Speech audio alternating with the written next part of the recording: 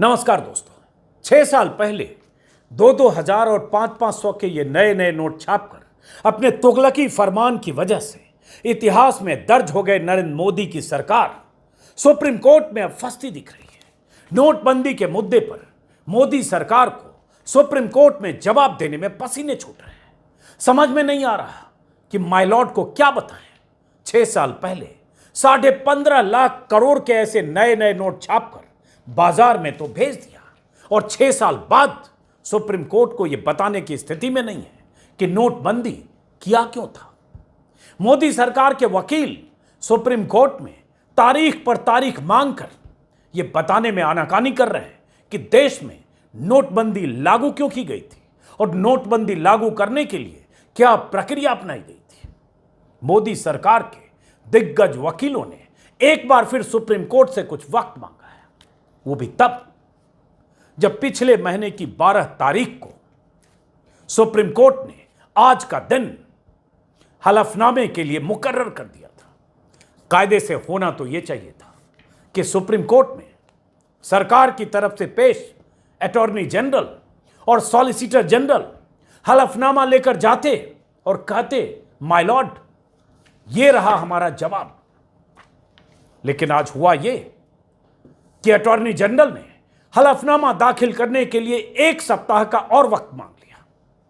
केंद्र सरकार की तरफ से बार बार वक्त मांगने से नाराज सुप्रीम कोर्ट के जस्टिस नागरत्ना ने बेहद तल्ख अंदाज में कहा, आमतौर पर संविधान पीठ इस तरह कभी स्थगित नहीं होती। हम एक बार शुरू करने के बाद कभी भी इस तरह से नहीं उठते। यह इस अदालत के लिए बहुत शर्मनाक है। जाहिर है सुप्रीम कोर्ट की नाराजगी इस बात से थी कि 5 जजों की संविधान पीठ तारीख तय करके सुनवाई के लिए बैठी है और आप समय फिर से मांग रहे हैं एक वक्त का, हलफनामे के लिए 1 सप्ताह का। लेकिन सरकार के वकीलों के पास जब पीछे से कुछ आया ही नहीं था तो कोर्ट को देते क्या। सुप्रीम कोर्ट के इस तेवर ने मोदी सरकार के पसीने छुड़ा रखे। फिलहाल सुप्रीम कोर्ट ने अब 24 नवंबर की अगली तारीख तय कर दी है। अब समझिए कि मामला है क्या। दरअसल नोटबंदी लागू करने की प्रक्रिया को लेकर 2016 के बाद से 57 याचिकाएं सुप्रीम कोर्ट में दाखिल की गई थी। उन्हीं याचिकाओं की सुनवाई के लिए 5 जजों की बेंच का गठन किया गया है। जस्टिस एस अब्दुल नजीर की अध्यक्षता वाली 5 जजों की संविधान पीठ में Justice BR Gavai, Justice AS Bopanna, Justice B Rama Subramanian और जस्टिस BV नागरत्ना शामिल हैं। सुप्रीम कोर्ट में एक याचिकाकर्ता के वकील P चिदम्बरम ने दलील दी थी कि केंद्र सरकार की तरफ से RBI को लिखी गई चिट्ठी, RBI बोर्ड मीटिंग के बारे में जानकारी और RBI की सिफारिश वगैरह के सारे दस्तावेज कोर्ट के सामने लाए जाएं। पता चले कि बोर्ड में RBI ने क्या कहा, सुप्रीम कोर्ट में पता चले कि केंद्र सरकार ने RBI से क्या कहा।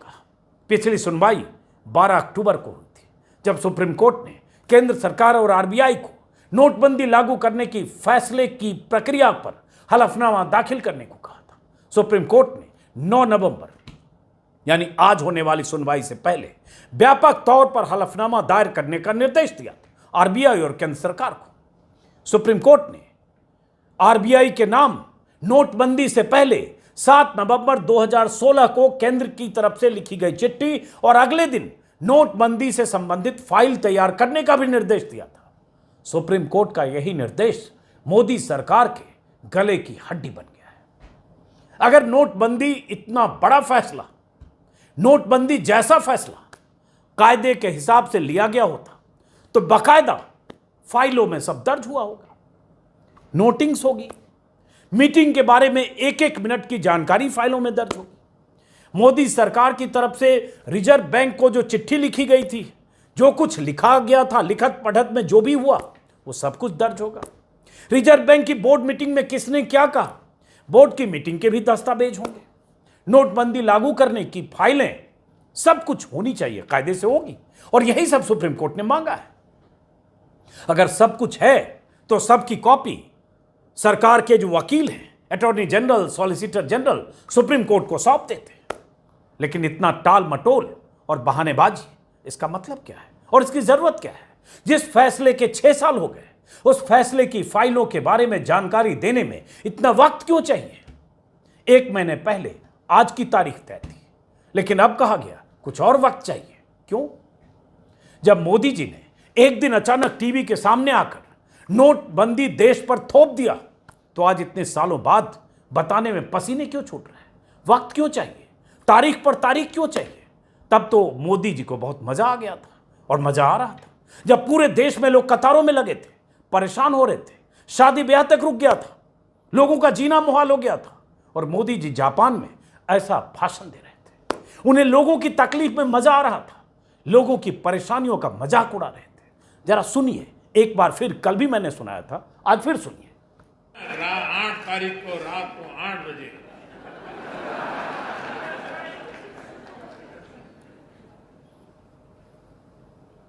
$500 और 1000 की नोट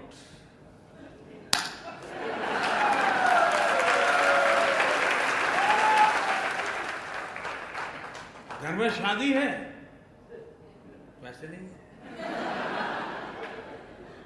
मां बीमार है, 1000 की नोटों का थप्पा है, लेकिन मुश्किल है।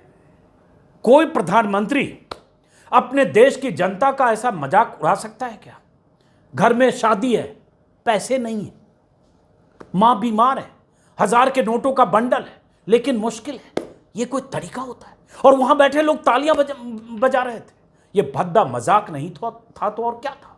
लोगों की तकलीफों से मजा लेने वाले प्रधानमंत्री की सरकार 6 साल बाद भी फिर सुप्रीम कोर्ट में यह बता क्यों नहीं रही है कि नोटबंदी लागू करने से पहले प्रक्रिया का पालन किया गया था या नहीं? तब तो आप 50 दिन मांग रहे थे, अब तो 6 साल हो गए। देश को कभी कुछ बताया नहीं, नोटबंदी के नाम पर मुंह पर ताला लगाकर बैठे हैं। अब देखना है कि सुप्रीम कोर्ट में मोदी जी की सरकार क्या बताती है। अगली तारीख का हम भी इंतजार कर रहे हैं, 2 सप्ताह भी बाकी है। पिछली सुनवाई के दौरान भी मोदी सरकार के वकीलों ने सुप्रीम कोर्ट के जजों को उनका दायरा समझाने की कोशिश की थी। मामले की सुनवाई शुरू होते ही केंद्र सरकार की ओर से सॉलिसिटर जनरल तुषार मेहता ने कहा, मामला एकेडमिक रह गया। एकेडमिक, इस तरह से इस केस को सुना जाना संवैधानिक बेंच के वक्त की बर्बादी है। सॉलिसिटर जनरल ने कहा, उन्हें बड़ी चिंता थी, वक्त की बर्बादी हो रही है। तब सुप्रीम कोर्ट की संविधान पीठ ने कहा, नोटबंदी की कवायद एकेडमिक है या नहीं, यह तय करने के लिए मामले की जांच जरूरी है। सुप्रीम कोर्ट ने कहा, हम जानते हैं कि न्यायपालिका की लक्ष्मण रेखा कहां तक है, लेकिन जिस तरह से नोटबंदी की गई है उसकी जांच की जानी चाहिए। जस्टिस बोपन्ना ने कहा कि अब तो जो हो चुका वो वापस नहीं आ सकता, लेकिन भविष्य के लिए क्या ऐसा हो सकता है, शायद यह देखना है। सुप्रीम कोर्ट ने कहा कि जब कोई सवाल संविधान पीठ के सामने आता है तो उसका जवाब खोजना या जवाब देना सुप्रीम कोर्ट की जिम्मेदारी बन जाती है। लिहाजा साल 2016 में किए गए केंद्र सरकार के नोटबंदी के फैसले की जांच की जाएगी। इस जांच से ही पता चलेगा कि यह मामला सिर्फ एकेडमिक है या नहीं। एक तरह से देखें तो सुप्रीम कोर्ट के जजों ने साफ साफ कह दिया कि नोटबंदी की प्रक्रिया की जांच जरूरी है। सारे कागज सुप्रीम कोर्ट को हलफनामे की शक्ल में सौंपे जाएं। तभी से सरकार में बेचैनी है कि अब सुप्रीम कोर्ट में क्या जवाब दें। याचिकाकर्ताओं की ओर से नोटबंदी पर कई सवाल उठाए गए हैं। नोटबंदी के फैसले के बाद हुई परेशानियों को लेकर, सरकार के तौर तरीकों को लेकर सरकार को कटघरे में खड़ा किया गया है। याचिकाकर्ता की तरफ से पी चिदम्बरम ने अपनी दलीलों में कहा कि 15,44,000 करोड़ की मुद्रा को चलन से हटाया गया, इसी मुद्रा को लाने के लिए, और 16,000 करोड़ को छोड़कर पूरी रकम वापस आ गई, तो फायदा क्या हुआ? नकली नोटों पर भी लगाम नहीं लगाया जा सका। काला धन 2-2 हजार के नोटों की शक्ल में बदलकर बक्से में न जाने कहां चला गया, आज भी नोट नदारद है बाजार में। चिदम्बरम ने नोटबंदी लागू करने की प्रक्रिया पर भी कई सवाल उठाए, और उन सवालों का जवाब अब सरकार को सुप्रीम कोर्ट में देना है। सुप्रीम कोर्ट में मोदी सरकार को यह बताना है कि क्या नोटबंदी का 8 नवंबर का नोटिफिकेशन और उसके बाद का नोटिफिकेशन असंवैधानिक है या संवैधानिक है। क्या नोटबंदी संविधान के अनुच्छेद 300A यानी संपत्ति के अधिकार का उल्लंघन है? नोटबंदी का फैसला क्या आरबीआई की धारा 26(2) के तहत अधिकार से बाहर का फैसला है? क्या नोटबंदी के फैसले को बिना तैयारी के लागू किया गया, क्योंकि यही आरोप सरकार पर लगा? क्या करेंसी का इंतजाम नहीं था और कैश लोगों तक पहुंचाने का इंतजाम नहीं था? ये आरोप भी लगे। उस समय महीनों तक लोग परेशान थे। क्या सरकार की इकोनॉमिक पॉलिसी के खिलाफ अर्जी पर सुप्रीम कोर्ट दखल दे सकता है? ऐसे सवालों का जवाब सुप्रीम कोर्ट चाहता है। अब देखना है कि अगली तारीख को मोदी सरकार सुप्रीम कोर्ट में क्या जवाब दाखिल करती है। लेकिन सवाल यह है, और सबसे बड़ा, ठंडे दिमाग से सोचिएगा, अगर मोदी सरकार के पक्के वाले कट्टर भक्त हैं तो भी, कि अगर मोदी सरकार ने अचानक रात 8 बजे आकर 8 नवंबर को, आज से 6 साल पहले नोटबंदी लागू कर दिया, और अब 6 साल बाद सुप्रीम कोर्ट अगर कह रहा है उस प्रक्रिया को बताइए जिसके तहत आपने नोटबंदी लागू की, तो उस प्रक्रिया को बताने में इतना वक्त क्यों और तारीख पर तारीख क्यों? 1 महीने पहले तारीख पड़ी 12 अक्टूबर, आज 9 तारीख है, 1 महीने से 3 दिन कम मान लीजिए, और आज फिर वक्त चाहिए वकीलों को। अगली तारीख क्या लाना है, कहां से लाना है? संयुक्त राष्ट्र से फाइल मंगवानी है, अमेरिका से, चीन से, जापान से, कहां से फाइल मंगवानी है भाई? आरबीआई और केंद्र सरकार के बीच की चिट्ठी पत्री है, सब चीज नोटिंग्स होगी, फाइल में दर्ज होगी।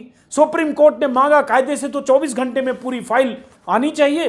3 दिन लगेगा हलफनामा, उसका डॉक्यूमेंटेशन तैयार करने में 5 दिन लगेगा, 7 दिन लगेगा, उसका एक डॉक्यूमेंटेशन तैयार होता है 7 दिन, 10 दिन, 8 दिन। लेकिन ये 1 महीना, उसके पहले भी तारीख, बार बार टाल मटोल। समझिए कि इसके पीछे क्या पर्दादारी है, और अगर कोई पर्दादारी है तो क्या पर्दा उठने वाला है, इसका हम सबको इंतजार करना पड़ेगा। और वो 50 दिन जो मोदी जी ने कहा था, उसका जवाब आज तक कुछ मिला नहीं। लेकिन कम से कम सुप्रीम कोर्ट से तो कुछ पता चले। लेकिन ये भी देखना पड़ेगा, क्या वाकई सुप्रीम कोर्ट जिस तेवर के साथ बार बार सरकार को कह रहा है कि जवाब दीजिए, और हम लक्ष्मण रेखा जानते हैं और ये जांच जरूरी है, क्या ये तेवर बरकरार रखते हुए सुप्रीम कोर्ट हलफनामे की तहकीकात करेगा? और क्या हलफनामा जो सुप्रीम कोर्ट में दाखिल किया जाएगा, क्या उससे कुछ पता चलेगा? फिलहाल हमें इंतजार करना है। आपकी तरह मैं भी इंतजार कर रहा हूं अगली तारीख का। इस वीडियो को खत्म करते हैं, फिर मुलाकात होगी। नमस्कार।